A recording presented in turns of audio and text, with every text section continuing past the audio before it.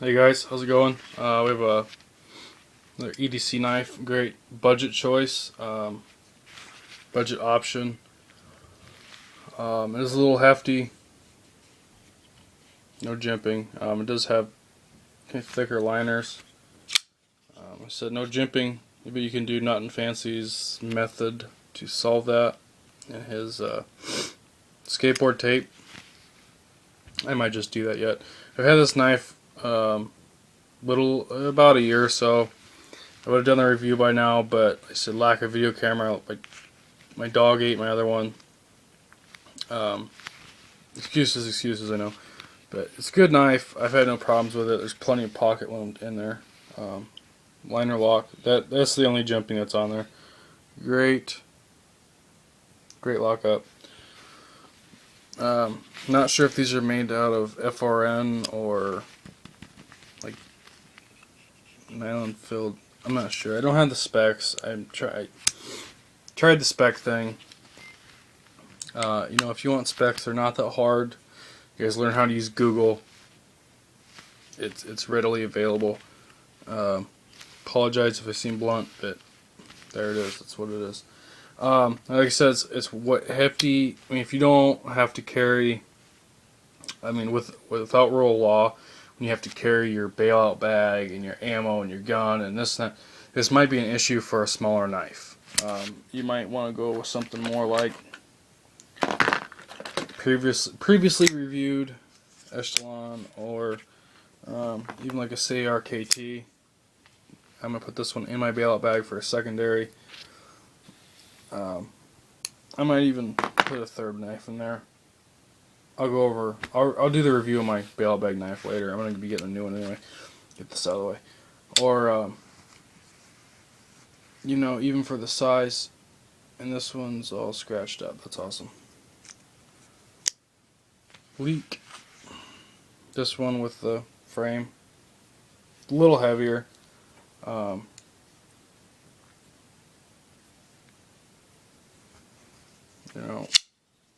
This is another good option. This is significantly lighter. This is a Clash. Smaller blade. Handles aren't as good. I don't really care for the handles, but this thing's freaking sharp.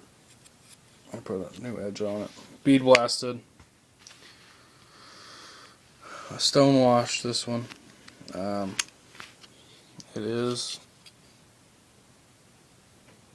made in Taiwan, I'm sure. Taiwan or something. It's why it's so affordable, because it's overseas produced. A lot of their this one is also, this one's made, does it say China? No.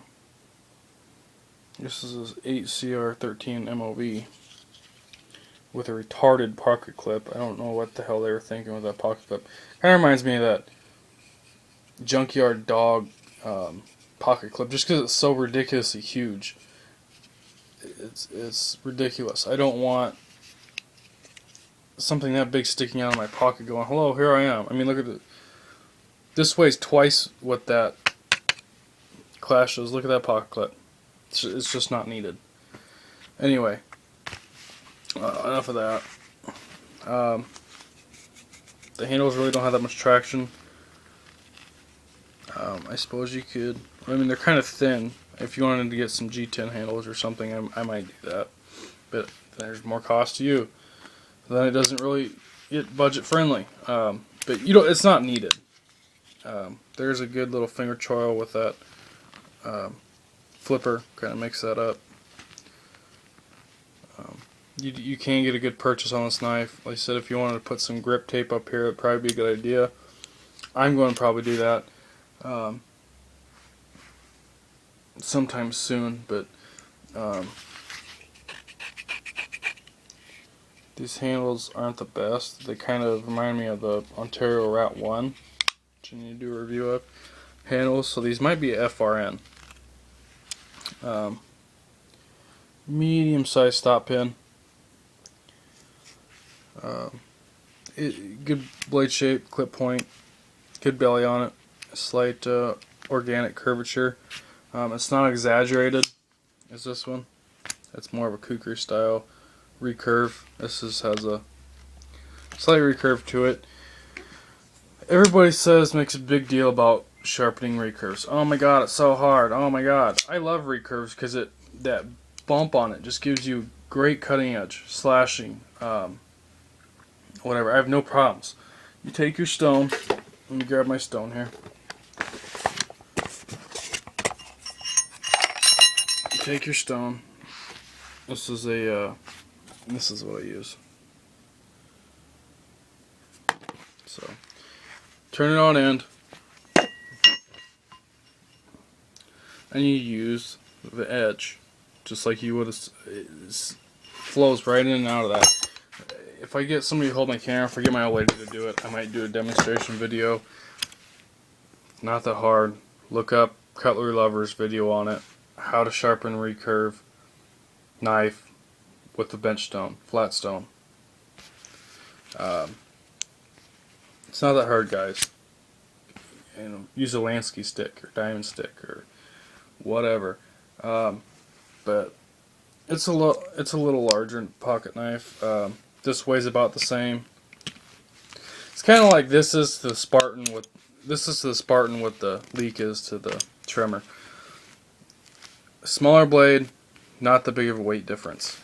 Again, this does have the aluminum handles, and this isn't light for what it is. This isn't light for what it is.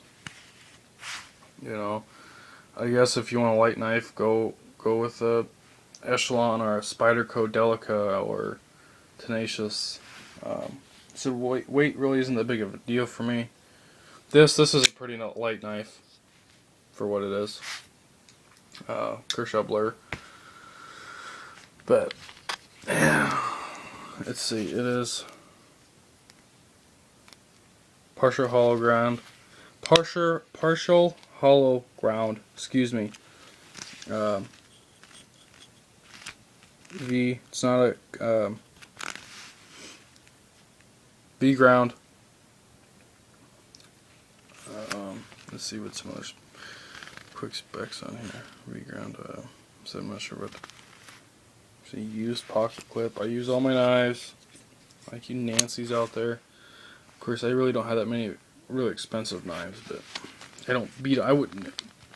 Doesn't mean I beat on these. I have respect for knives, but it's a good little knife. I'm just rambling now. Excuse me. Losing my train of thought.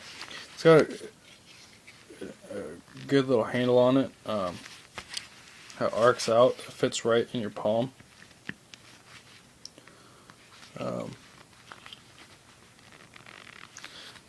Just have a little hot spot. These jumping on here is you grip it tight enough. That's a good little hot spot on your finger.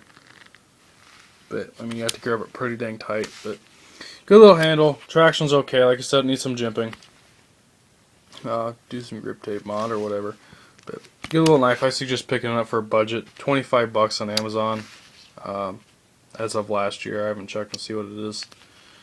I wouldn't imagine it'd be much more. Man, I mean, $30 absolutely tops.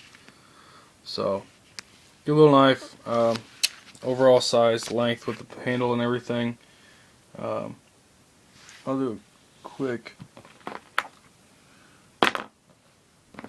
Here's a Hops 9 little lubricant bottle. That's pretty much the handle by itself.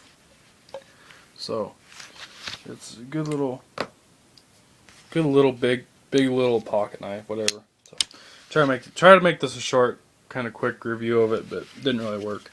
I suggest picking one up. So thanks for watching. As always, stay sharp.